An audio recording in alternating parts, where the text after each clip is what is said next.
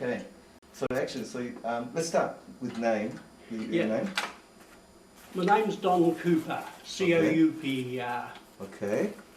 And My background is farming. My great-grandfather came from Wick in Scotland. He settled in South Australia. He was an engineer by trade, and there were 8 kids in their family. My grandfather was the only son in the family. He had 7 sisters.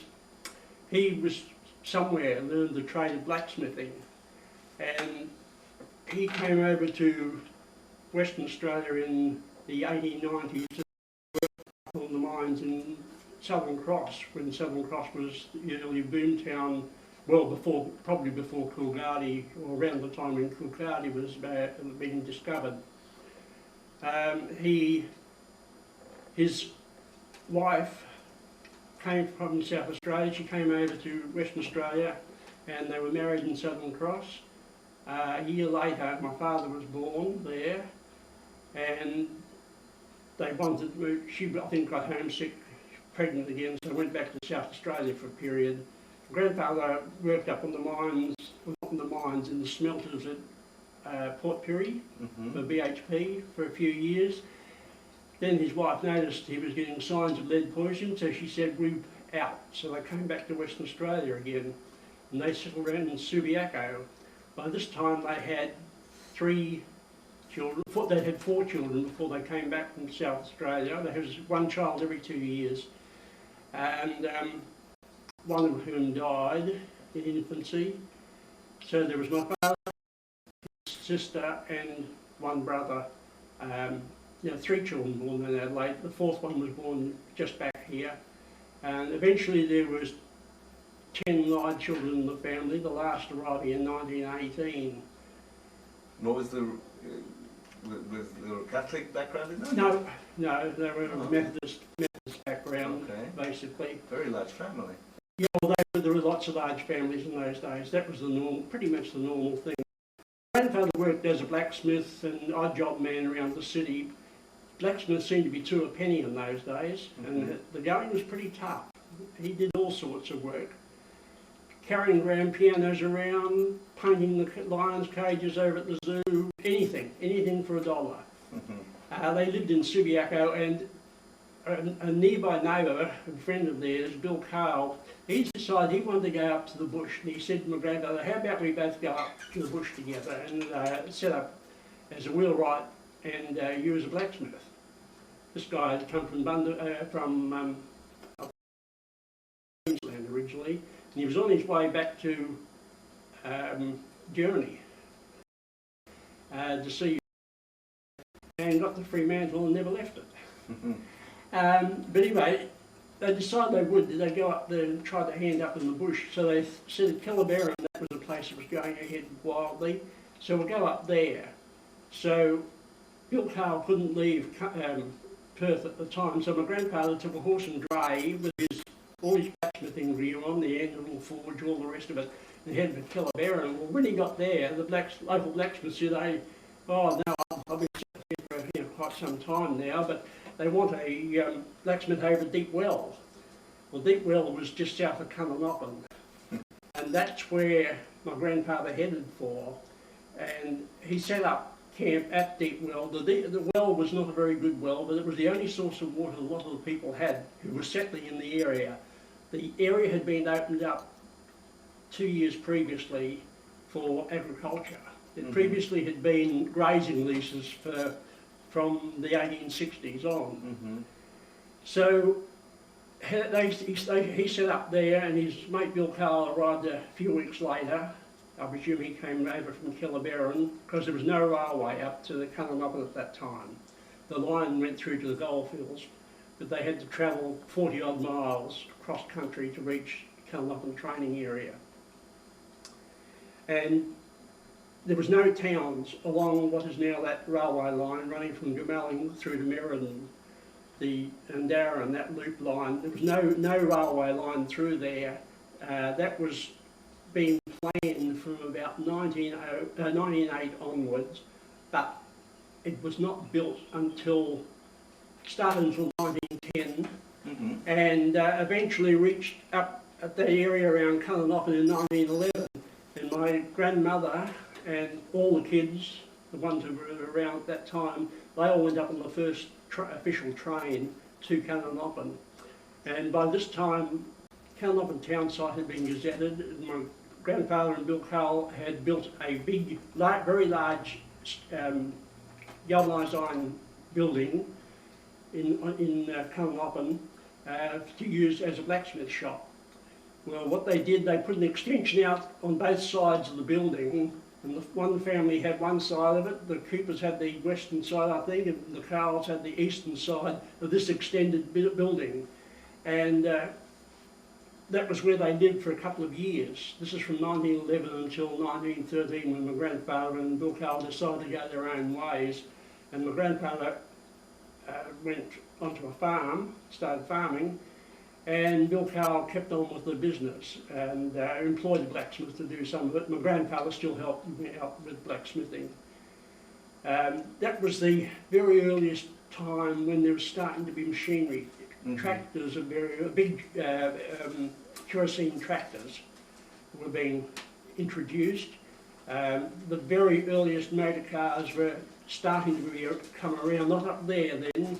I think my father said that about 1914 was about the first motor vehicle he had seen, and the first time he ever drove a vehicle, he would have only been 16, would have been 1914. He drove a T-model Ford from Meriden down to Cunnanoppin. So no doubt without a license. Oh, no licence. No, you don't worry about things like that. And anyway, my grandfather had to go out and clear the farm. My father worked with him, and his next eldest brother, he pitched in. He was 4 years younger, 6 years younger than my father, and they all started clearing. What would the bush have been like there? Timber, mostly fairly tall, heavy timber, moral timber, gimlet, salmon gum. Yeah. There was some scrub area up on the farm. Some of it had been cleared up in the scrubby area before they bought it. They bought the farm second hand from somebody who either just walked off and left it, and grandfather got hold of it. And there would have been a lot of that going on. There was quite well. Up to the war, I gathered. Even before the war, there were some who just couldn't hack it. They just couldn't hack it. They got the land allotted to them, but they just couldn't. No, it was a tough life. It was a tough time. Oh, yeah. And there was a severe drought in 1911, and again there was a severe drought in 1914. And that really took a big toll. The 1914 drought took a very big toll. They worked damned hard clearing that stuff, because these trees, some of these trees would be 50 feet high. They were quite tall. The moral trees up there are quite big. And they had to cut that down, then burn it. And they did this over quite a number of years. Oh, yeah.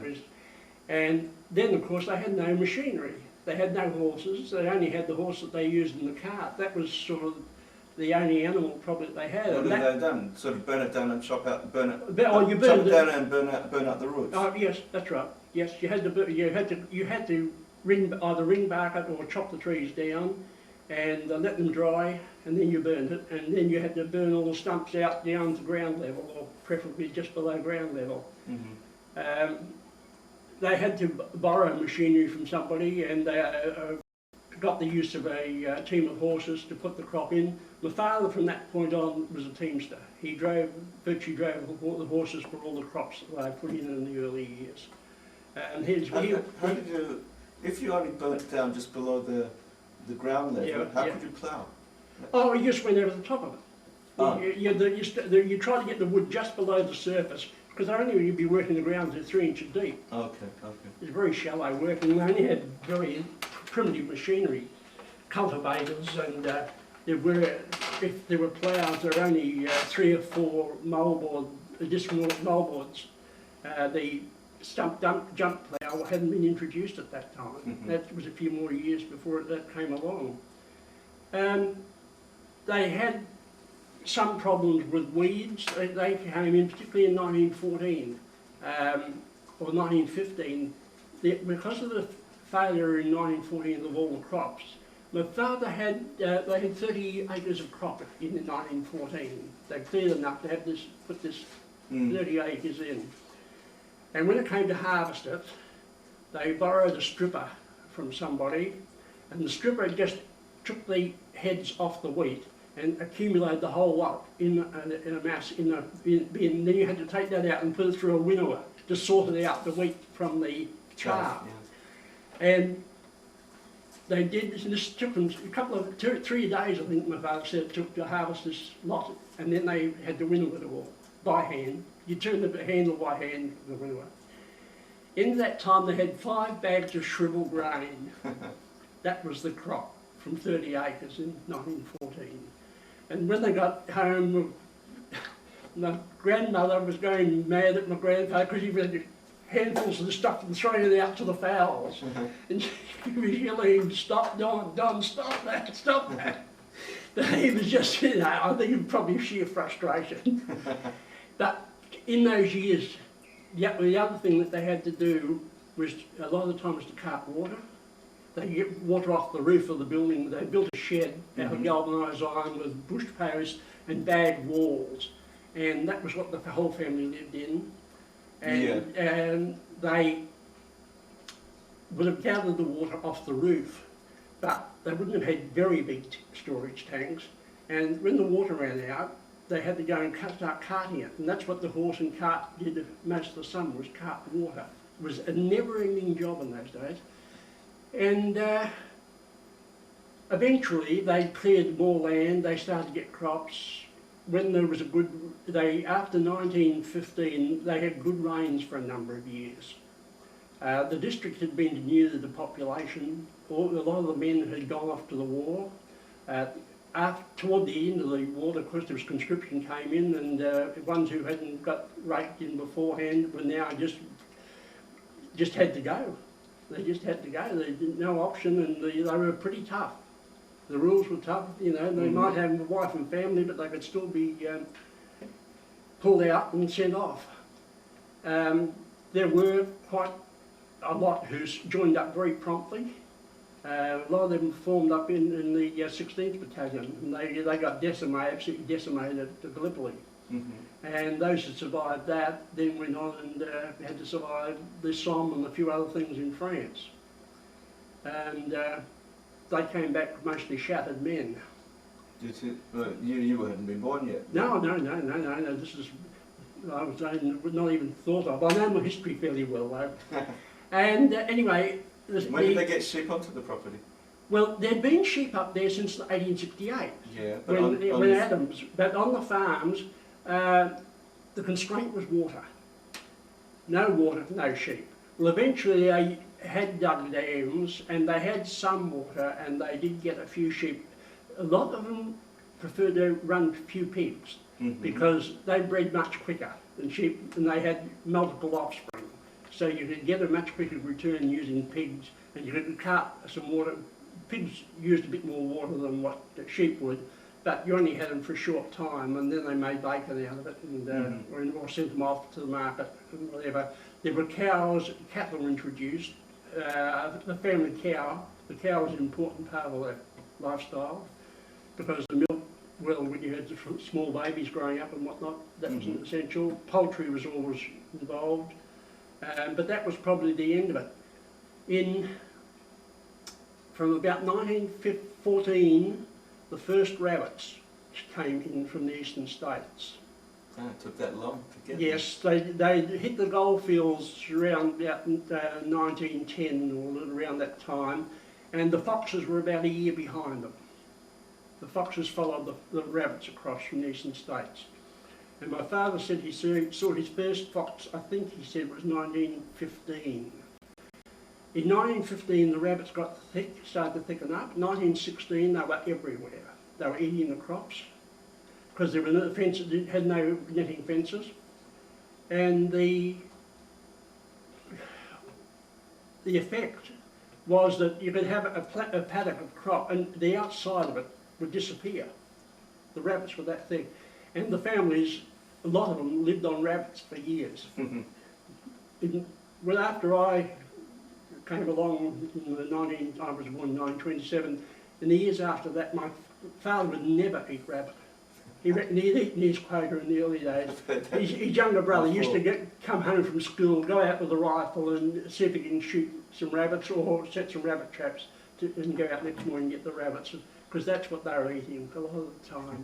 It was free. Yeah. Yeah. Which was important in those days. Oh yeah, and you might be able to get a couple of pence for the skins as well if you looked after those. Because hides were an important thing that went off from the country too. Hides are off everything. The sheep, the cattle, even horses, you know, if there was a hides, that became quite an important thing. The rabbits bred up and the weeds increased. The 1915 year, the seed wheat that came in, some of it did come in from South Africa, some had come in from South America, and it brought all sorts of weeds, one of them being radish, wild radish, and possibly wild turnip, and double G, that came from South Africa. And how did they get in? Like sort of on the sacks or something? Well, no. In amongst the cleaning of the grain was not all that good, and a lot of the seeds came in, and they had nothing just sorted out with here. They just had to take whatever was given to them by the government, because the government supplied them with seed again to keep going, and those weeds are still with us today. They've cost millions over the years to control them. The first fertilisers came in about 1910 with the introduction of superphosphates, which came from Britain. Later, or earlier than 1910 they opened up the first factory here in Western Australia to produce superphosphate, and that went right through and still goes through today. During those years, McNeil at Cullenopin, he brought in a fairly good mob of sheep. He had a stud, Farnham stud. He and his father, or his family, they had brought driven sheep from South Australia over here. I don't know how they did it, but apparently they did. And they settled at Wagen, and when the land was opened up at Cullenopin, the older brother took over the farm down at Wagen. Who went down to Wagen? McNeil's. McNeil's, okay. Yeah, Norm McNeil's family. David McNeil was his father. I have a friend from Wagen, so I'll test him on that. Okay. Yeah. Well, I think it was David McNeil was the father, and I don't know what the brother's name is down at Wagen Way, but I think they're still there today. But Norman McNeil and his sister, they came up with his father, and they took up blocks at Cullenopin. And they, of course, were sheep people. They'd been sheep people in South Australia. And Wagen's very much a sheep. Yeah, oh yes, very much so. But they always had the problem of water, of course. But Norm McNeil did quite well with his sheep over the years. Barney Lamond, he'd been one of the early people with the leases. He'd always had sheep there. And he used to supply mutton to the first people who went up to the district. They had no fresh meat. So Barney used to knock a few sheep off on the weekend, on the Saturday, take it out to Warralocking or wherever there was water, and wherever the mob gathered to get their mail from Killaberan on a Saturday, and he would sell the meat there. And the wool in the early days used to go, of course, be taken down to Northern Wool, or the earliest sheep had to be driven down to Northern Way, back to the river, the Avon, because they used to have to wash the sheep before they shore them. Why? Well, to get all the dirt out. Because that was one of the things they did in those days. Up until, I don't know, probably the 1920s even, a lot of them used to have a sheep wash in the Avon, and they used to have to put the sheep through the wash, and after they'd given them a good scrub up and got all the dirt out of them, they would have the shearers there and shear them, and then they have to drive them all the way back up here. They did that for a number of years. Might make the wool a bit heavier too. Well, I don't know. But no, it would have made the wool lighter for transport, because it would have taken the dirt. Well, the wool's got about 25% dirt in it. Because that's one of the things they used to do in inland station country too, they used to wash the wool. They scoured the wool before they sent it off the property, because if you were taking it out on camels or wagons, you wanted to try and get all as light load as you could. And where you had taken it hundreds and hundreds and hundreds of miles, that was quite important. Oh, yeah. And so the wool was often scoured on the farms. Ah. Or not on the farms, on the stations, Okay. corrections. Okay. But the other alternative was what they did. They used to do this in Britain and Europe too. You wash the sheep before they shore them. Mm. And the sheep numbers built up very slowly. They fancy improved. One of the other problems they had was the dingoes. Dingoes and the sheep do not get on together. And as soon as rabbit netting came in, a lot of people put the rabbit netting on, or when they could afford to put it on during the 1920s. And those who wanted to run sheep sometimes put a second layer of netting on longer posts up around the outside to keep the wild animals out, and it worked.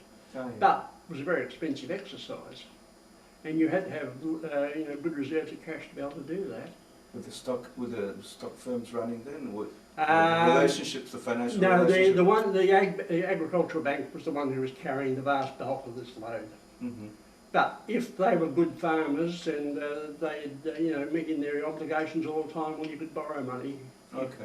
And what's the land there? Is loamy land? Mostly it is red and grey clay soils. And on the flats, all the flat areas are clay. All the rising stuff is usually lighter ground.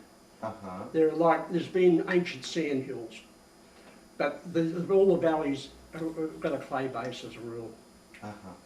That would be like similar to, I know Woburn Dawal in Rupert. Would that be similar soil? I've never been up there, believe it or not. Okay. No, I haven't been up, but I've been up toward that way, and the red soil, if it's red soil, then it's clay. Yeah. If it's whitey looking stuff, then it's sand. Sand. I think they called it loamy soil. No, yes, well, you can get a mixture, Uh-huh. and that's good cropping country. Uh-huh. Um, Yeah, it's mainly, I think it's a lot of yeah. work. After the First World War, there was a lot of machinery started to be introduced.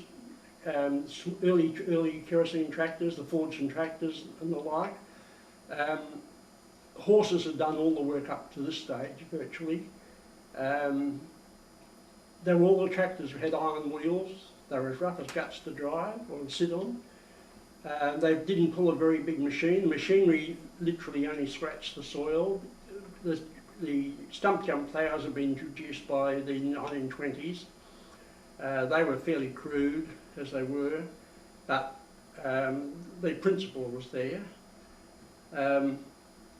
In the earlier days, they used to usually work the land up with a cultivator, and then they would use a disc drill to sow the seed. All the disc drill did was to make a narrow trench and drop the seed in it. That was all. No cultivation. What's a cultivator? Cultivator is where you've got tine implements with points on the end, bolt-on points, Mm-hmm. and that just literally stirs the soil up. As it just goes through the soil and breaks it all up, and disturbs it enough to theoretically kill the vegetation that's growing there, the weeds growing there. Or else, earlier on, usually crops were done on a 3-year rotation eventually.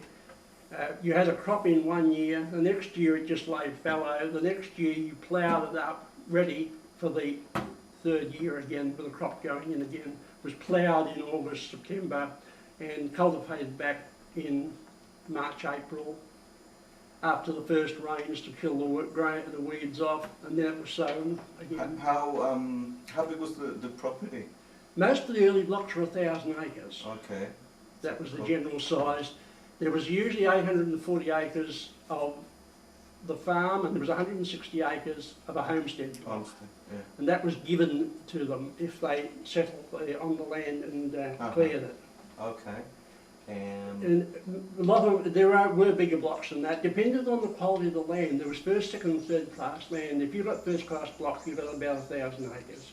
If it was second the high-class land, you had a bigger area, perhaps 1,500 acres more. If it was third-class country, you might end up with 3,000 acres. So it was really related to the potential to grow. Okay. And your family's place was? That would have been a mixture, probably. Yes, the one at Cunlobin, the one that my father and his next eldest brother took over at training, South of Training. That was 2,500 acres there. And if you took got hold of land that somebody had walked off, yep. Would that be sort of just you would walk on, or you'd have to purchase? Oh no, you had to go back through the lands department. Okay. Oh, no, the lands department was on. You couldn't just walk in and claim it. Squat it. You couldn't squat it. No, you couldn't squat it. No. Okay. And well, so you said that you the first plot of land, the farm was your grandfather's, right? Yep. And how long did it take to clear the whole lot? I don't know. They added the extra 500 acres out in front of it, some of which had been cleared by contractors in the very early days. It was 1,000 acres cleared at Cunlobin town site, which had been ring-barked and then burnt and cleared totally. If you ever go to Cunlobin, you'll see the beautiful young green trees there. That was all cleared totally in 1909, as far as I can work out. And all the regrowth is new. It's new, yeah. It must have probably taken them until at least the mid-1920s before they cleared the last of it. And even after the war, when the bulldozer came in, my uncles went in, cleared back a bit more, but it was a stupid thing to do because the salt was rising in Already? the country. Oh, the salt was there before they ever went on the land. Oh, the lakes are sort of salty. The drainage system had salt in it. My grandmother wrote in her diary in 1915, after they'd had that 2 inches of rain, or what was on New Year or around that time, took the children up to play in the salt channels. and that's basically salt that's coming in from the sea, in other words. Well, it's coming out of the rainfall. With the rainfall from in the sea. Yep, yeah. Yep. I think about is it 10 kilos per hectare per year, roughly, comes in with rain, something like that. And that's been going on for a few million years. Yeah. But it also washes away over time as well. Because Ensign's Dale, when he went up to York in 1829, first guy up there, he noted that there were salt pools on the Avon River. Okay. So the salt's always been inland, and there's about something between 300 and 700 tonnes per, 300 tonnes per acre. About, say, 700 tonnes per hectare of salt between the ground surface and the bedrock, tied up in the soil. It's tied up, it's only when it gets wet, the water rises through it, it becomes mobilised, and that's when it kills the vegetation.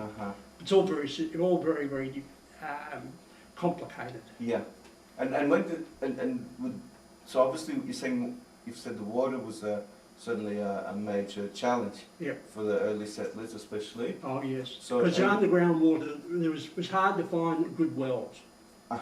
There was deep some, or bad, just the water wasn't well, it didn't matter whether it was shallow or deep. Usually, the shallow stuff was more likely to be fresh. Particularly, that's why the people like to settle around the granite rocks in the early days. All the early settlers went to the granites because there was usually water around there somewhere that was potable, drinkable. Yeah.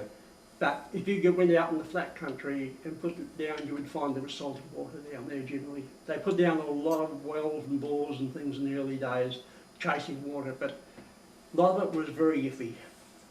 So they had to rely on putting earth tanks, dams as we refer to here, earth tanks other places, excavated where there was sloping ground where you could divert the water into it. So in the area where your farm was yeah. Or that's not this sort of granite type area? No. Flat. It's just flat country, and a lot of that country, moral country, the soil is not very good at holding water. It's quite porous. The water, it's very hard to get a dam bank solid enough to be able to maintain the water. itself, You can have I've seen a dam fill up with water overnight, and the whole go there next morning, the whole lot's gone. That can happen. But my grandfather had put a couple of big dams down and put very long lead drains in right back into the township, a couple of miles back into the township in Cullenopin to get water into there.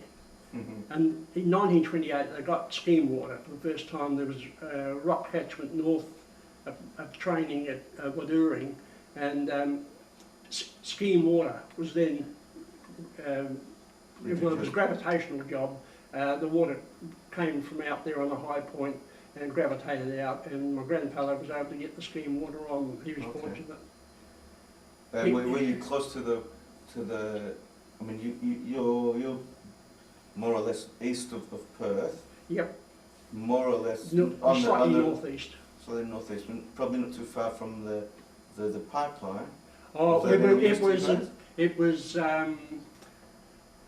about 40 miles away from the Goldfields pipeline. They were chasing that water from the Goldfields pipeline in 1909. And they got it in 1958. I've seen the correspondence that went from the local people at South Training, this was, trying to get water from the Goldfields scheme from 1909. And I know that Bert Riley, for the rest of his long life, he tried to harass everybody to get that water, and it succeeded in 1958. That's when it came through. Yeah, anyway, getting on, the 1920s were quite good years. They acquired more machinery. They got reasonable prices for their product. The machinery improved. And then in 1929, things got pretty tight. There'd been a couple of drier years, so the farms weren't going quite as well. They built nice homes. There'd been much improved homes, sheds, machinery, all those sorts of things. Social life improved immensely. All the sporting teams were going gung-ho, the trotting and all the rest of those sorts of things. And when they got to 1929, things were crook. Not good in 30. In 1931, there was a bumper crop. Fantastic. And the price of wheat was about 4 and I think it was 4 and 5 pence a bushel. And all the guys were holding out, they wanted 4 and 6. And a chap I met later, in later life, who lived in Albany, he was telling me about what went on. He was sitting at the dinner table, his wife just put his meal in front of him. He had one of the very first radios that 6 West Farmers put the first wireless system in to service the farming community.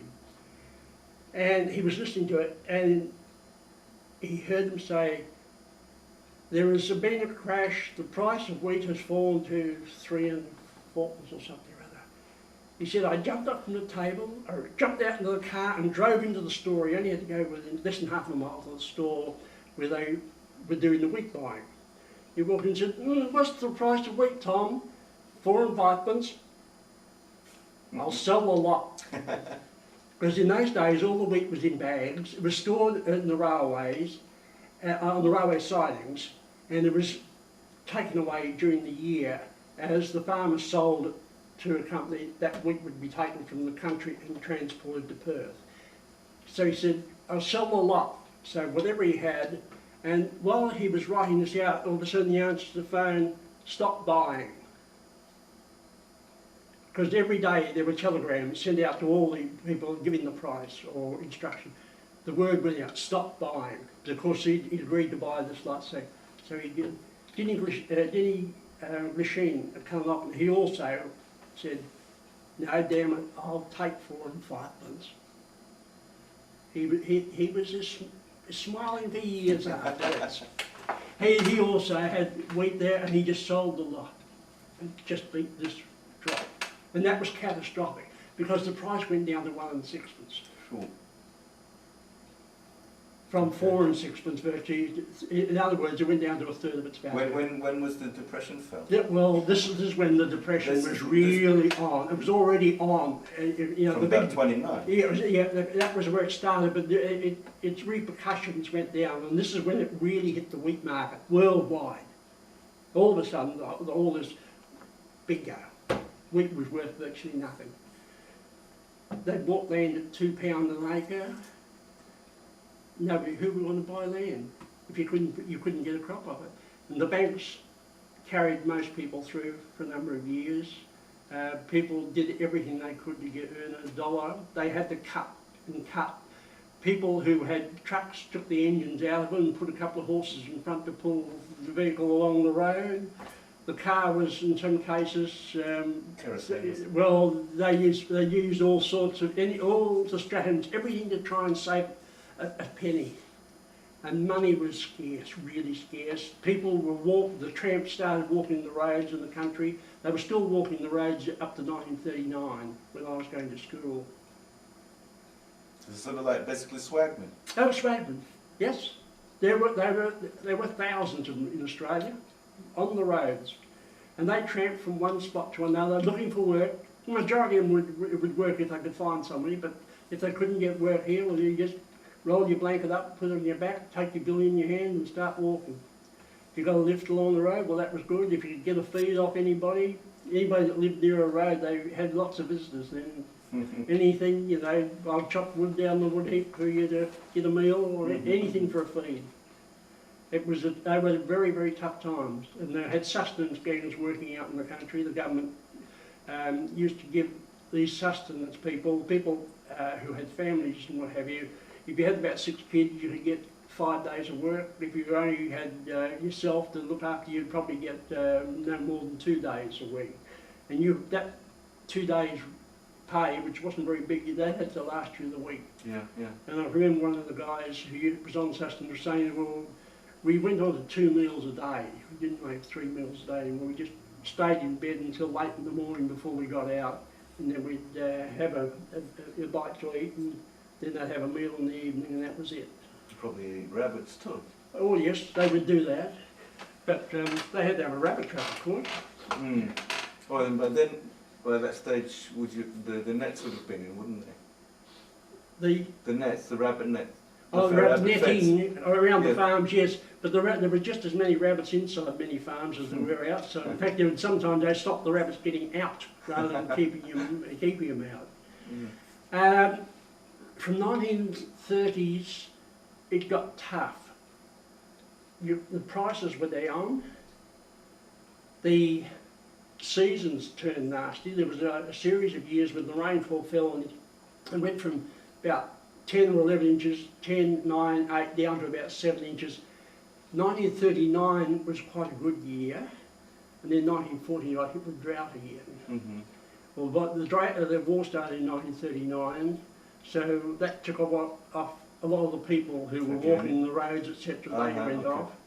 By the 1930s, sheep were being introduced more commonly. Once they got rabbit netting around the farms, that meant they could control sheep as well as rabbits. Okay. You could keep them in, and they had to put in dividing fences and that sort of thing. And to keep them close to water then? Yeah, well, yes, you mean, depending on whether you had water, but the scheme water became available for some of the people from 1928 on. And also they were digging deeper dams, because the early dams are only usually 1,000 yards, and a lot of them are only about 6 feet deep. Well, the average evaporation is 6 feet per annum. So even if it was full when you start the summer, by the end of the summer it was empty, even if even the horse didn't have a drink out of it. So they eventually learned you had to try and go deeper, but it wasn't until we got bulldozers that really started to go down 20 feet and more to have enough water to last a couple of years. And what did they eventually do to solve the absorption of? It usually cures itself to some degree. If they've got more selective, the right sort of land, knowing where to put a dam is important. In certain types of spots, I can go to now and look at the vegetation and know whether it'll hold water or not. Okay. Some will hold water like a bottle. But anyway, the sheep numbers rose during the 30s. When war came, the amount of cropping that was done dropped down a bit, and they tended to have more sheep and run more sheep and crop less.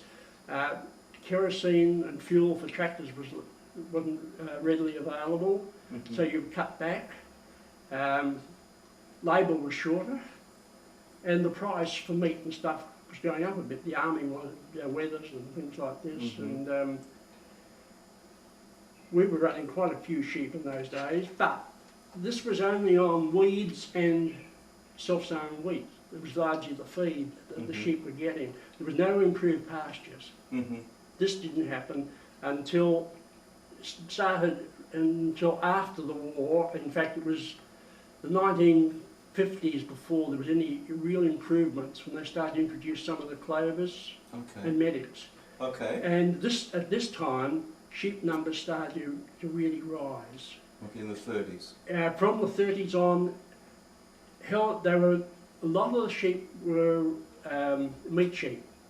Dorset horns were used quite commonly. They were often merino ewes, but they used Dorset horn rams mostly, or Southdown rams, to produce fat lambs. The area up there used to turn out a lot of early primal lamb. There were, I can remember, be 1,700 sheep, lambs going away from training just on a Tuesday morning, and that would happen for weeks. How many brothers and sisters did you have? I had one sister. One sister? Yeah. My father and uncle were on the farm, training farm. Some of his other brothers had other farms. Their father helped them set them up as they went on. Father and uncle, they were on the farm. Uncle was a bachelor until 1938 it was. I was born in 27, sister in 29. They were pretty good farmers on a fairly poor block. The land was not top class land, it was second and third class stuff. So they never got bumper crops, but they survived, and then in 1939 they took over another block about 10 miles away further south. That's where I eventually farmed. And from then on they got better crops, but there was 500 acres of that still had to be cleared, which I cleared up in later years. Well, I helped to clear up. During the war years, I left school in 1941. I went back to the bush. I was in Perth for a few months, pushed a bike down here for a few months. I was at school for 6 months. For about 3 months I pushed a bike around Perth for a while, and then I went back to the farm. I just couldn't hack it down here. And you still had family around Sylvia or in Perth? I had, well, yes, my grandparents, my mother's people were here in Perth. I had plenty of relatives around, but it wasn't that. I just didn't look much like the city as a place to live. Anyway, I went back and started to work around. I worked on our own farm for a while, but my uncle, he was a very demanding individual. Then I went over and worked with my grandfather. My grandfather was one of the younger uncles. He was left there by himself because everybody else had gone off to the war or so on their own farms. And from there, while I was there, I went down and did some wool classing in 1943 down in Perth. So you said, that's why, before we filmed, so you said you were about 16 then, that was... I was 16 then. And... and then you learnt it? Well, I was learning, I was wanting to do, I'd been around the sheep and shearing and trying to, a little bit of shearing, and I wanted to know more about wool, and I had this opportunity to go down and got to get paid for it too, because they were short of labour down there, and it was in the reclass area in Elders and down Fremantle. And so I went there and learned a little bit of wool classing there. Now during that period, all that war period, there was no wool sales. The wool sales ceased when the war started, or soon Okay. after. So what happened to the wool? Well, the wool was taken over by the, what they call themselves, the joint, was the British government and the Australian government. They had assessors who got all the wool and assessed its value. And they built huge wool stores at East Fremantle, and I think it was further down Spearwood Way too. Mhm. A huge building, just in the middle of a war when everything's short. They built these huge galvanised iron buildings, and they were packed to the rafters, which were about 30 feet high. They were huge. They had this wool piled up in there at the end of the war. This was all So it's all piled up. stockpile. It was all stockpiled. They used some of it during the war, of course. Ah, that's but what I would have but thought. Yeah. it didn't. They couldn't. They just didn't have the shipping to be able to export it anywhere else. In the wartime, the priority. So this wool was accumulated, and the prices were started. Probably the locks would be about £4 a pound, and the best of the wools out of the wheat belt was probably about 17, 18 pence a pound. Remember, this is the old money. Yeah. And the imperial weights, and the wool from all over was all stockpiled, was sorted out, and anything that wasn't the assessors looked at and said, we want this reclassed, that wool went to the reclass, so that it was differentiated into grades of wool. Yeah. And that's where I learned a bit about sorting wool out. And I did this again the following year. By this time, this labour was a little more available, and they didn't want to pay me, but I was happy to do 6 weeks for nothing to get that bit of knowledge. So I learned a little bit about wool at that time. In about 1948, I guess it was, I think it was the Joint Commission they used to call it something, that finished up, and the wool sales started again. Well, I can recall the first sale reported in the paper. The auctioneers were pathetically slow. They'd been out of practice for a lot of years, because in those days, when wool was sold by the call, they used to take bids off the chandeliers or anywhere at times to keep things hammering along. And it used to be bang, bang, bang, bang, bang, bang to whoever. And you know, and if you didn't have, there's no two chances. You either got your bid in and kept bidding rapidly, or bang, gone. It's gone. Because if you slowed it down, there was a chance that they'd be looking around to see who the hell was buying. They didn't give them a chance to do that. You were there, you saw this? I've seen it reproduced. I wasn't in there and actually saw this, but I know that this is the way it was. The auctioneers used to go like the clappers to try and make sure.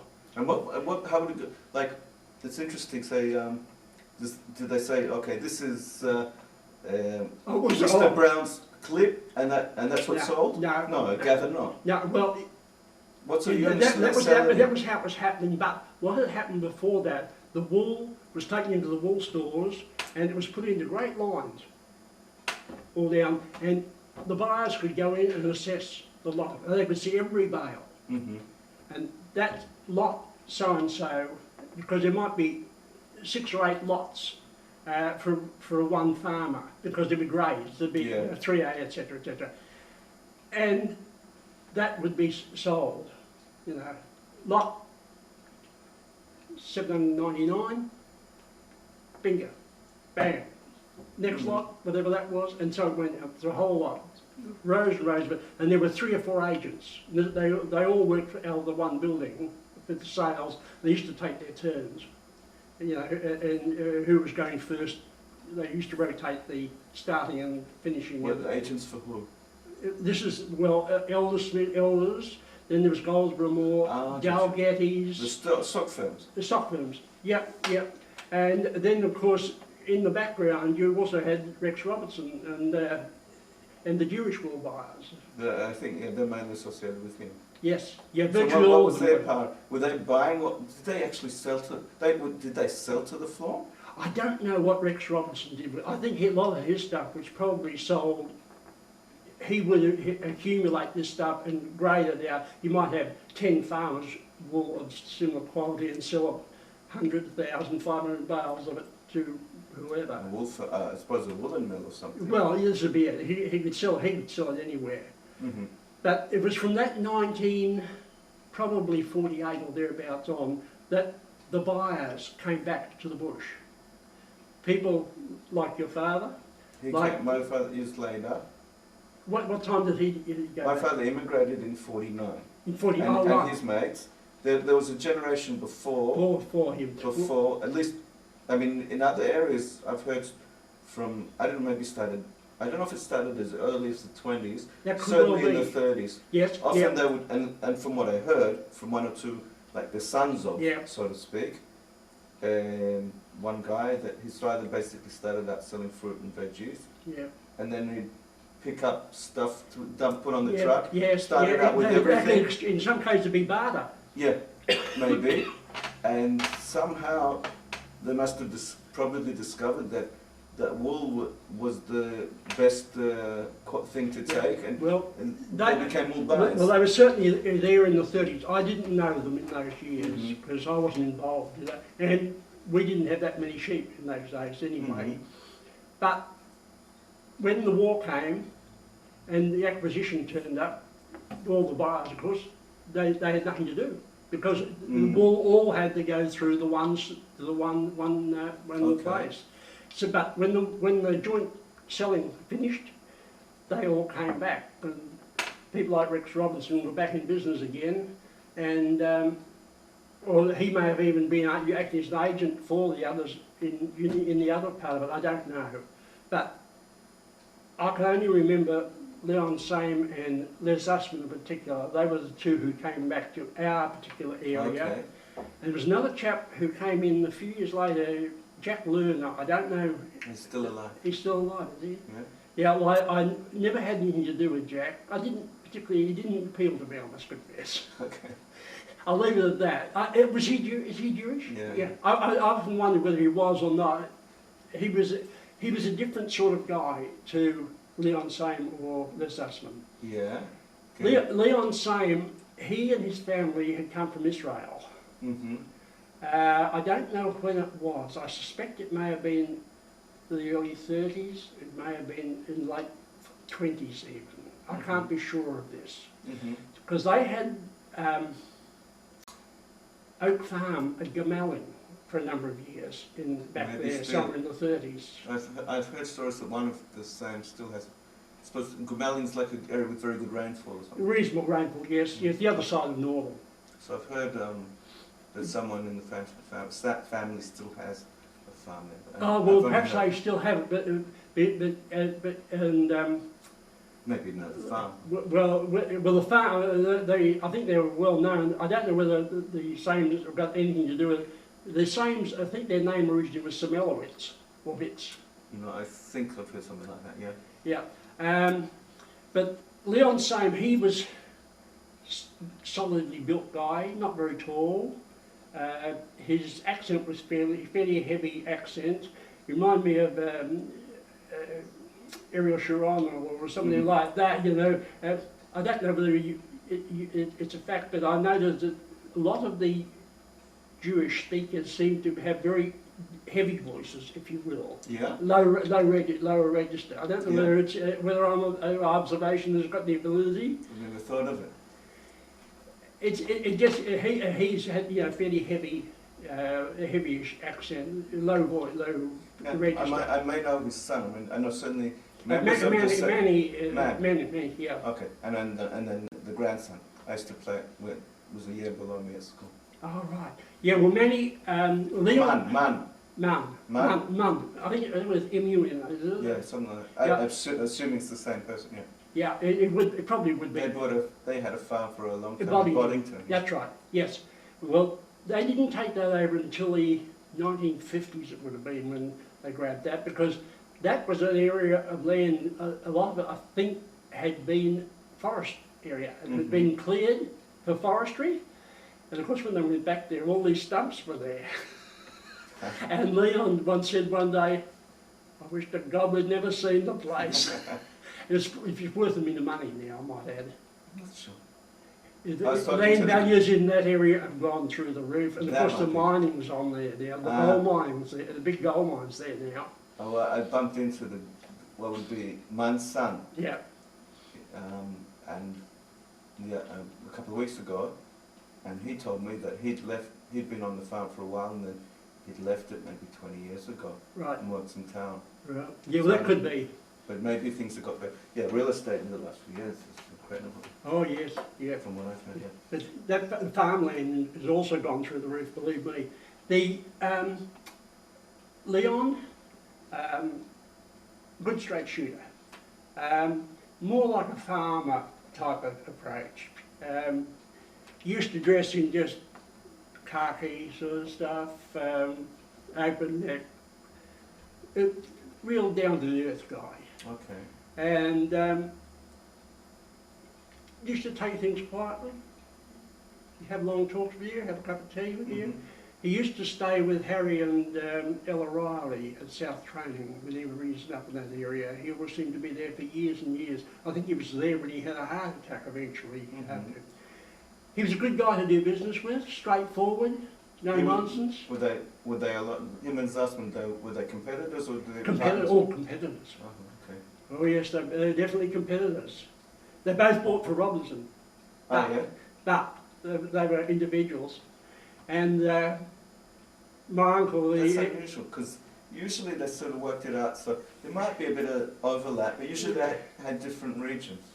no, well, these were coming, well, these around our territory they covered.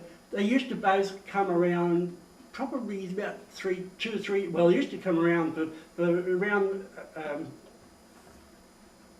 shearing time and crutching time. Mm-hmm. Sometimes they'd be looking to buy a whole clip.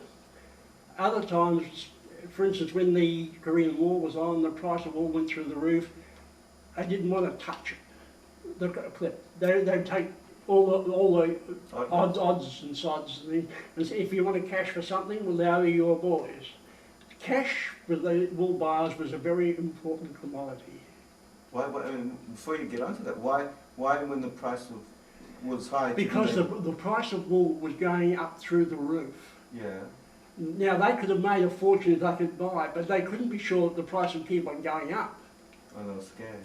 And they got scared because when we finished up getting £1 a pound for wool. Yeah, yeah. So, And there was all the stockpiling you also. oh yes, well, there was stockpile wool in the background, yeah. But the wool, during that period, the price of wool just went berserk. We had a fair-sized flock because they'd got this other farm by this time, quite a few years before. It had improved a bit, and we had a couple of reasonably good seasons then. Mm-hmm. And when it came to the shearing time, there was no labour about. The shearers were hard to get. You couldn't get shearers for love of money. And this This is when? 1951 or 52. Okay. And So this is the time of the Korean War. Okay. And this Alex Dixon was going to do our shearing, and he was coming, he didn't come. And my uncle said, oh, we'll go over to Gordon and get his plant and bring that over and we'll start shearing. So I hadn't done a lot of shearing. I could shear sheep, but the difference between shearing a sheep and shearing a flock of sheep. We're trying to do, this is August or September, we're trying to do fallowing, trying to do other jobs and do a full shearing as well. It took 6 weeks. I got reasonably good by the end of the 6 weeks, but my back gave me absolute hell. The thing was, every day that was delayed, the price of wool was going up, and we got at the peak market when we finally sold. At that time, I think we sold 3 or 4 bales of bits and pieces to either Les or to Leon. So basically, the main clip, they were encouraging you even to send the main clip Yeah, well, down to the floor. they just didn't want. They said, but I can remember them saying, "Look, we can't touch it, the main clip. We just can't afford to risk it." Yeah. But if you've got a few odds and ends there, They take that. they'd pay, yeah, cash on the mail. That was as powerful incentive for a lot of it. That was one of the things which a lot of farmers looked for the buyers for. They could sell the wool for cash, and no receipts are given. Yeah. And that it was a cash economy for a lot of them, and for some of them, that was the means of survival. It really was, because the banks were on their back all the time. And if they could sell a bale here or half a bale there, and get cash for it, okay. Okay. And the stock firms were on their backs as well? I don't know whether the stock, well, I don't know how many people were using the stock firms for that sort of cash. Mm-hmm. They weren't into the finance side of it as much as what they are today. Okay. The bank, the Ag Bank or other banks as well, they were the ones who were financing most of the farmers. Okay. The Agriculture Bank in particular, they were the ones who set everything up. In later years, as people got a bit prosperous, the Ag Bank became a bit of a hindrance because they couldn't pay off their debt. I can recall one guy came back from the First World War and went to the Ag Bank and said, well listen, I want to, this is what I went owe you over the years, I'd like to pay the lot. They said, you can't do that. He said, why not? Well, I said, you've signed up to pay this much over this period of time, and that's what you've got to do. And he was talking to the Bank of New South Wales manager, and the manager said, huh, you shouldn't fix that. Here, how much, all done, money in. They just went down and said the Ag Bank will take over this loan. And they wiped it off. But those were sort of terrific years for people, the farmers. For some, yeah, or the 50s and 50s. That was when the farmers, what they discovered though, then was taxation. A lot of it really hadn't had much experience with taxation up to that point. Taxation had been, variable or a very light thing. All of a sudden, this huge amount of money, and they put an extra wool tax on top of it. And people were paying out a lot of money to the taxation department. And I heard down in Wagen that some guys were suddenly, became real playboys. Oh yes, like very that. fancy motor cars, and I know of one farmer I talked to. I was talking to. This would have been. I met them over holidays at Rottnest, actually, and this guy said to me, "Oh, yes, that was good." And he said, "My bank manager said to me, listen, you'd better cut back on the crop this coming year." And he said, well, why? He said, taxation, he said, you're going to get hit. He said, with all this wool money you've got there, he said, I think you'd better ease off a bit. And this a bank telling the guy to cool it a little. And he did very, very well. He did very well because he had bred a lot of sheep out at Muckenbuden way. And that was one of the things that happened at that particular time. There was all sorts of tales were told about what, the things that people were doing. There was even people pulling the wool out of sofas and things that was being put there 20 years before to try and selling it off, making a dollar. Yeah, just to meet this wool demand. Mind you, it was a fairly short-lived thing. It didn't go on for too many years. Yeah. And of course, then it was back to normal. I remember one other year we were selling wool clip. I don't know who did the shearing this year, it didn't matter, but for some reason my uncle was saying, don't put too much wool in those bales, you make them too heavy. That seems odd. Anyway, Les Zussman came around. My uncle was always trying to pull a Swifty. Your uncle? Uncle, yes. Yeah. And he, talking to Les, and they're hammering away at things, and I wondered, what the hell they're up to. Anyway, Les eventually agrees to buy the wool, so many bales, at such and such a price. So away there's the wool. That was all right. They got the money. A few months later, Leon Saint came around and said, "What did you do to Les?" "I was down in the Robinson's store," he said, "and the wool bales were coming off from your clip." And he said Les Usman was just about having a heart attack. He'd been counting up the number of bales and sort of doing an average weight. And that's what he'd bought on. But he hadn't bought quite as much as he thought he had. And Leon said Les was just about, every time there was a bale of wool got weighed, he had just about had another heart attack. Where did the mistake come from? It wasn't a mistake. Well, Les made the miscalculation. He didn't check the weight of the bales when he was buying them. You see, they've got, so there's 27 bales. They were so much wool, and there's the total amount. They hadn't been packed hard. We hadn't been packed as tight as normal. I don't think Les ever bought wool from my uncle again. Were they very different characters? Leon was a salt of the earth, down to type. Les was a more urbane type. He was More a what type? Well, urbane. Okay. He was only a little guy, fairly sharp dresser. He'd been in the army during the war. I think intellectually he was probably well ahead of Leon, but as a wool buyer, flip a coin, virtually. They were both decent people to get on with as far as I was concerned, from what I later saw of them. Okay. I had a bit of dealings with them later on. Les, later on, opened up the Midland surplus stores, and that became quite a money earner for him. He was, he did very nicely, thank you very much. Did they? Wait a minute, I'm sort of worried that the battery's going to run out.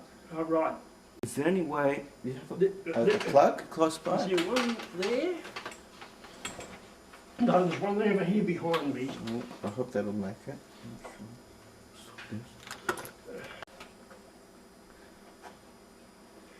So where are we? Yeah. Oh, yeah, the differences or how you said that he was a bit more urbane? Yeah, perhaps a little more, I think the way I'd say perhaps business-minded, perhaps. Leon was the real steady type. The plotter, perhaps, you might say. But very effective. He was an easy guy to talk to and get on with. Well, so was Les, come to that. But different characters, different personalities, but I found them both good to deal with. Later on I was dealing with them for a few years. Yeah. Until, I don't know, they just seemed to disappear. Well, Leon eventually had a heart attack. Mum took over for a little while from him, but I don't think his heart was in it. I think he sort of hoped that he'd look after things until Dad got better, but Dad just had to give up. Okay. But Leon and Les, both of them, I think they both had good reputations around our area as being straight shooters and good guys to do business with. And it was always cash on the nose, you said? Yeah, well, yes, well, if for the odds and ends, yes, it was cash on the nail. If it was a clip, then it was a different story altogether. How did that work then? Well, you just sent the clip down to Rex Robinson and they presumed a commission. You're not even sure? Because I can't be sure how they went about it. I think the commission stuff came out in, I think from...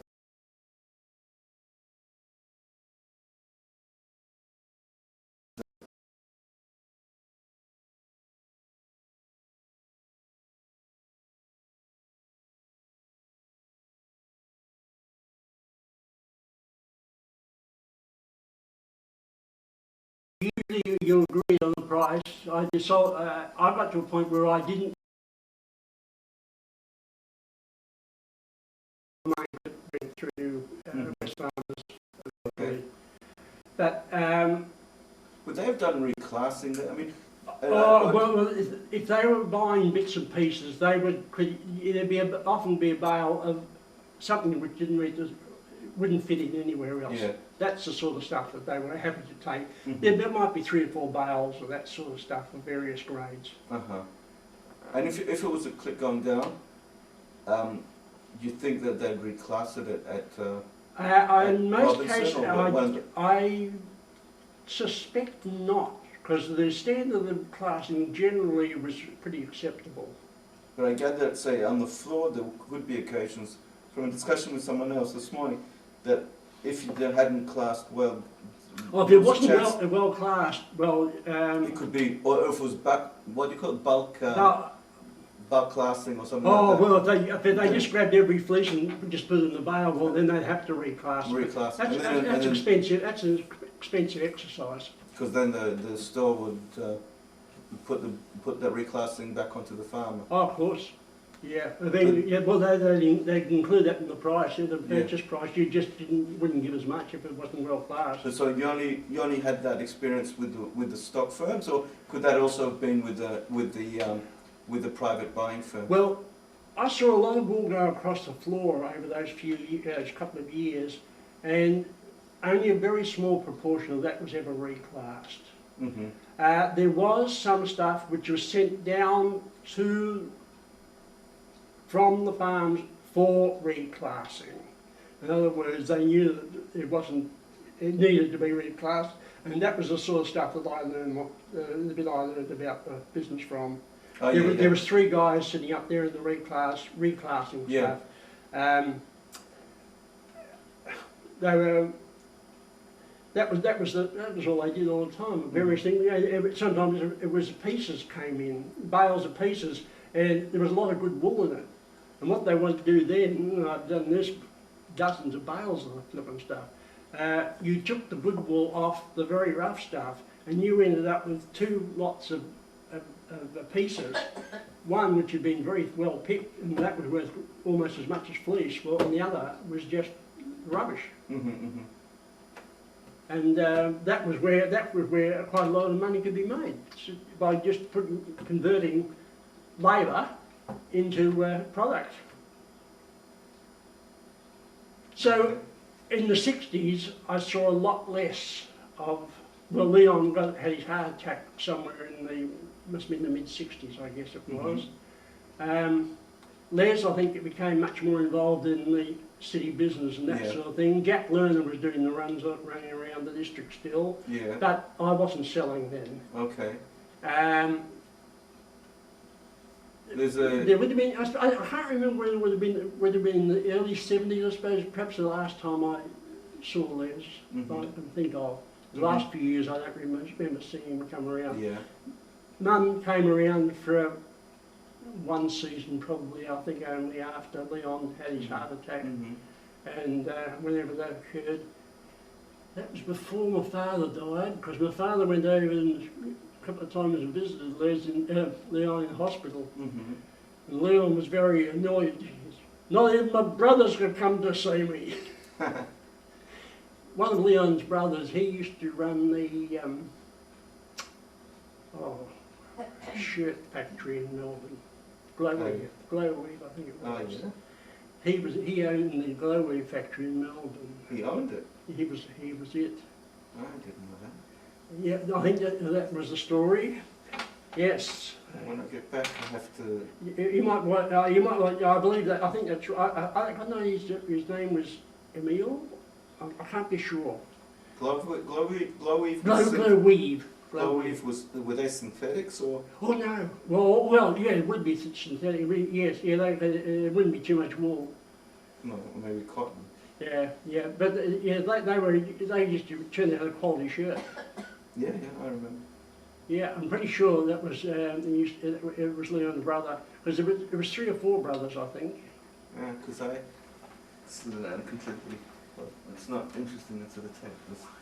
This guy I know in Israel, he was telling me that his father had bought one of the first synthetic weaving machines or something in Australia, or very early days, and he would have been in Victoria. Yeah.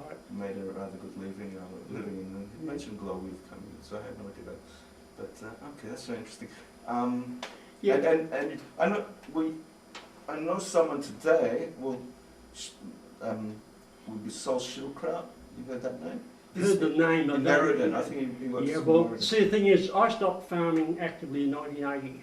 Mm-hmm. I had arthritis in my knees. Mhm. I was crippled with arthritis, Mm-hmm. and I've got artificial knees for the last 17 years. So I just had to give up in 1980 active farming, so I just didn't take any interest in the wool business after that. Okay. But the thing that happened up there, perhaps I should have mentioned, in the 50s, the first introductions of the clover and medics came in, and in the 60s you had the lupins Mm-hmm. and all sorts of other clovers and stuff coming in, and there was a huge explosion of sheep numbers. The sheep numbers rose dramatically. I started off with what I built when I built my sheep yards. I made it for a flock of 300 sheep and didn't have much more. By the time a couple of more years had gone by, I needed twice as much the size of yards that I really needed. I had to let bring smaller mobs in, and I had 3,000 odd sheep running on the farm at one stage, and it was turning off something like 100 bales of wool. Mm. Yeah. So we're starting to get to be a reasonable sized clip. And this is because of the improved pastures. I was using a lot of super. I was putting on the bag the acre over everything, cropping half the farm virtually, and year about cropping it and feed it. And ryegrass, they had introduced ryegrass, which has become a curse now because there's ryegrass toxicity. A nematode has come in which affects the seed heads Mm-hmm. and produces a toxin, which if the sheep eat it, they cark it. And there's a lot of work going on at the moment trying to breed that particular problem out. There is a twist fungus that they could introduce which kills the back stuff off, but it's cost dearly. But sheep feed, as a sheep feed, it's marvellous stuff. Mm-hmm. Mm-hmm. Okay. Yeah, Well, ryegrass, and I also put in barrel medic clover, Mm-hmm. or barrel medic. It's not a clover at all. It's a medic. These are materials they got from around Greece, Turkey, that area. Mm-hmm. The clovers and medics and those sorts of things, and they did remarkably well. I put this crop of medic in, and I got, what was it, $22 an acre back from. I had a guy came in and harvested this medic. I don't even know what it is. What is medic? It's like a little barrel, the burrs on it. It's like a clover, a type of clover, and it's a marvellous sheep feed, and it has these little burrs on it. We wanted it for seed, and while the seed was bulking up, and this contractor guy came in and he harvested this and swallowed the dust and did everything else. It's a hell of a job getting it, but he got. It was about $40 an acre was coming back From the seeds. from the seed. And then they would eat it. Well, no, this is for sale. Just for sale. Just for sale. But the sheep, there's still a lot left there for the sheep. Oh, yeah. It's a marvellous sheep feed, Mhm. and that's why the sheep numbers rose dramatically. And what it also did is it lifted the yield of wheat afterwards because of they are legumes. Yeah. So it's putting nitrogen in the soil. Back in the soil. So, and between the lupins on the light land and the medics on the heavier soils, I didn't ever grow lupins incidentally, but in the district, the sheep numbers lifted quite dramatically. Mm-hmm. Okay. But all that, when the price of wool, the 70s and everything went a bit pear-shaped, or not the 70s, the 80s and 90s, the sheep numbers dropped dramatically again, Mm-hmm. and particularly after they had a couple of bad years. But when the sheep were not worth a bundle, in the 69 drought, I got caught with a lot of sheep on the farm. The ewes were lambing and they had ovine vibriosis going through them, contagious abortion. I couldn't sell them. I had to just keep them on the farm. I sold all the sheep I could off because there was no rain. I ended up with 5.5 inches of rain that year. And I fed the sheep, bought agistment, bought barley, got sawdust, molasses, urea, and mixed up stuff to give them. And the cost me $4.46 to keep the sheep alive. The next year I sold them for about $1 each. I got a wool tip off them, and when you threw a fleece, the shower of dirt went underneath the table, and every break in the shearing, you got a shovel and you shoveled the sand out that was in the wool. And the shearers, they could shear only about one sheep and they had to change the cutter. About every 10 sheep they had to change the comb. It knocked the hell out of the gear because there'd been sandstorms blowing all the time because the ground was bare and the wind blew, and it was a very bad year. Yeah. And the price of wool started to come down and down and down, and everything started to go pear-shaped when it got later. It wasn't too bad while I was still farming, but it started to go down badly. And when the price of wool went right the way down and crashed when the wool support scheme all fell through, can't remember what year that was now, in the 90s somewhere I think it was, or thereabouts. The number of sheep in the country dropped down dramatically, and it's still way down. It's about 50% or something. I've heard. That would probably be generous, I would think. Some of them have actually given up on sheep altogether. They're just cropping totally now. Oh yeah, or a bit of meat for meat if they keep sheep. If they've got, yeah, some of them have, but some of them are given away cropping sheep altogether because they compact the soil. Sheep are fairly destructive of the soil itself by compacting it. And these guys, they don't necessarily grow wheat after wheat after wheat. It's wheat, oats, barley, faba beans, chickpeas. There are all sorts of crops being involved. A number of them are legumes, again, which help to produce a bit of nitrogen and act as a brake crop, so to try and keep the disease down. The biggest problem, if you're going to continually crop, you've got to worry about what sort of diseases you're going to have to contend with, because the cost of sprays and things to control them are getting pretty high. Yeah, also with the price of oil going up. Oh yes, yes.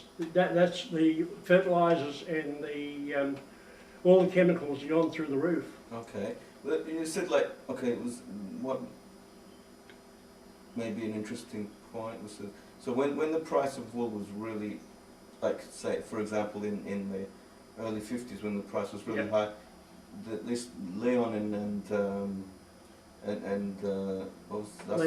Les, they didn't want to touch clips. Yeah, not the whole, not for 1 or 2 years there. They just and then it was come back to normal after that. And there was also a real after the Suez crisis, there was a real the market fell through, didn't it?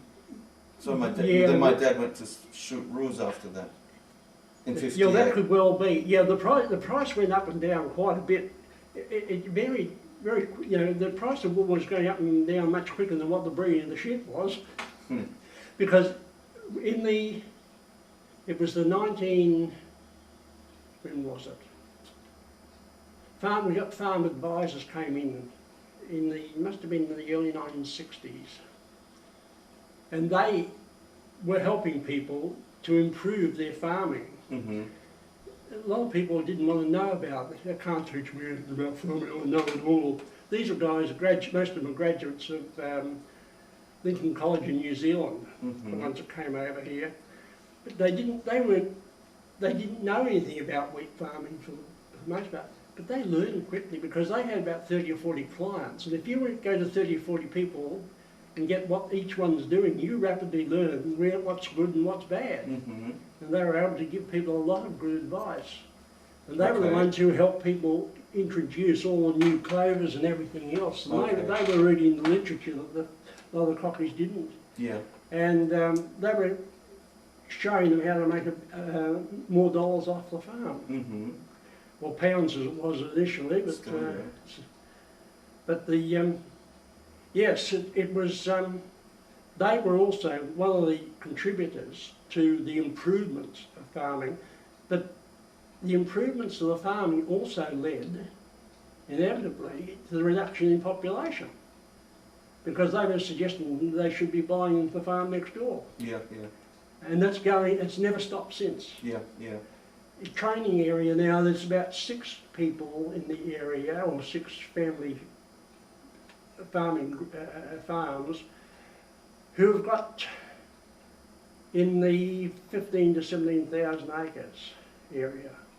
Oh, yeah. They have bought up 15 former farms or 17 former farms, not always.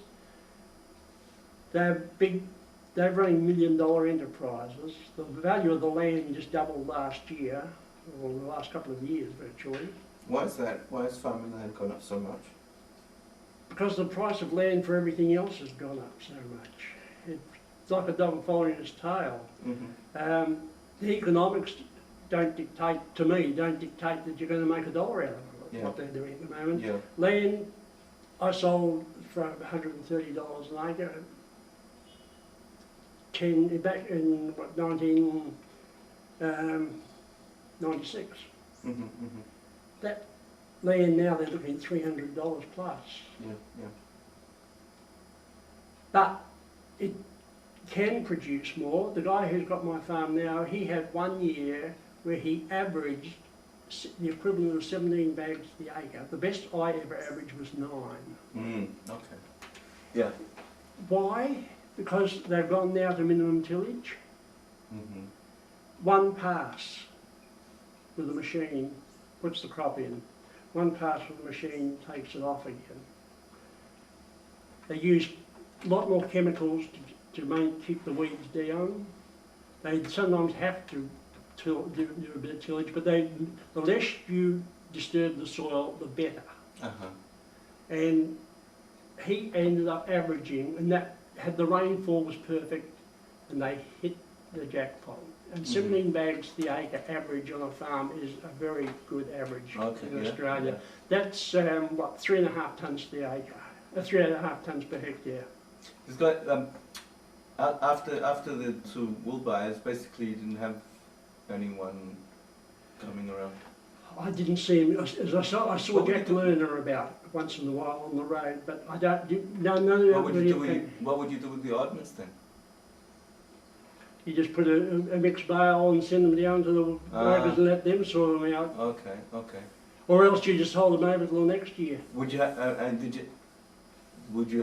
by law were you obliged to send by train?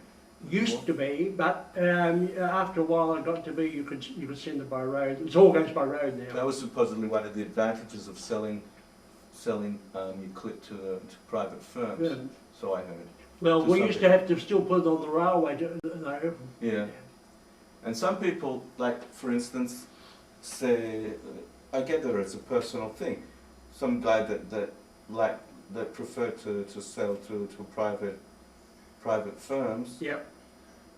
His attitude was, listen, the guy offered a price. I knew what I was going to get. It was there. Yes. And you know, I'd sort of calculated I needed so much to get me through the next year and keep me on the cycle. And that would be a powerful incentive to sell for a lot of people, because uncertainty was something they could not afford. It was a form of insurance, if you will. Mm-hmm. Better the devil you know than the devil you don't know, because if everything went pear-shaped and the price dropped, they were going to be in strife. Mm-hmm. Well, how much did it fare? I mean, like, with the price, okay, there were, sometimes you had, like, the early 50s it went right up. I gather there's, in mid-50s there was a crash. But on the average, say in the 60s, how much would the price have varied? Over a week, a month, roughly? Wouldn't be spectacular, be more inclined to be trends, you know, inch up over a few weeks, settle for a time, maybe drop, suddenly, all of a sudden may drop a bit. Mm-hmm. It fluctuated wildly at Mm-hmm. And when it was all right while they had the guaranteed price system going on, but when that That's, you mean, that was the some sort of wool commission? stabilisation business that they had going a few years back. Okay. I can't think of the name. But you could also, I mean, what if you sent on with a reserve price? You'd Yeah. still be. Yeah, the reserve price system, it was unrealistic eventually. The price that they were putting on it was Mhm. just out of this world. And of course, it all went pear-shaped. And of course, people lost a lot of money in it. Mm-hmm. But I was out of it by then. And I was glad of it. So, what, I mean, if, say in the 60s, say in a reasonable period, 60s and before this big drought, would you have been inclined to say, send your clip down to the floor and maybe put a reserve price on? Well, you could always put a reserve on if you wanted to. I generally sent it down and said sell it. Uh-huh. Because trying to second guess the market against experts is not a very good, not a very good area to go into, I don't think. Mm-hmm. And the other thing is, of course, in some cases there were people who had 3 years clips stuck in their sheds. Yeah. If they were not prepared to take a lower price. And in some cases they could get by, they had the reserves. If they were financially able to do that, okay. When the price went up, they just set the wool off. Say, my impression is, and it's certainly this way, like the Dalwallinu region, like you said, most people don't grow wool at all. I don't think anybody's growing wool anymore. Yep.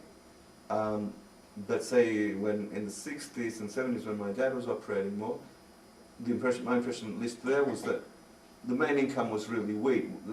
Yeah. Wool was merely a sideline. Wheat has always been the backbone of it. Mm-hmm. No two ways about that.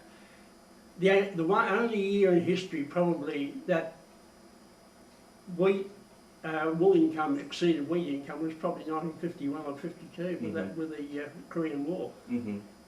But there'd be very few other years where the Can I look if this thing's going still? you're still in action.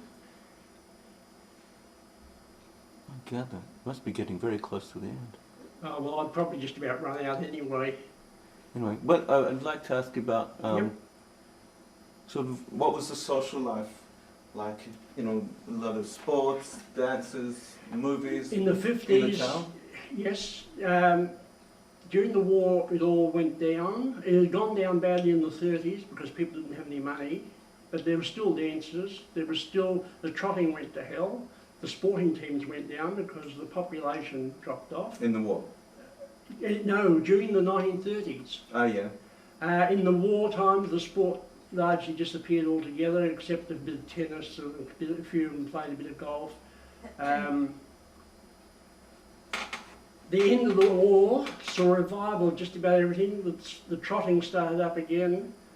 All the football clubs reformed, the cricket clubs, tennis clubs, golf clubs, rifle club never stopped. That went right through the war because it tied in with the VDC, the Volunteer Defence Corps, and the army camp at Nungarran. They used to have competitions against them because there was a big base ordnance depot at Nungarran set up during the war. Some of sport you like? I played hockey. Hockey became big in the late 1940s. The women started up again in 46 or 47, and the men started up in 1948. All the hockey had died by about in the 1980s. And every town had its own footy club? Or Yes, there was in those one at days? Yelbini, Cunnamuck Training, each had a football club. And what about sort of other organisations like getting organised around school rosters, putting up schools? Well, I didn't have much to do with that.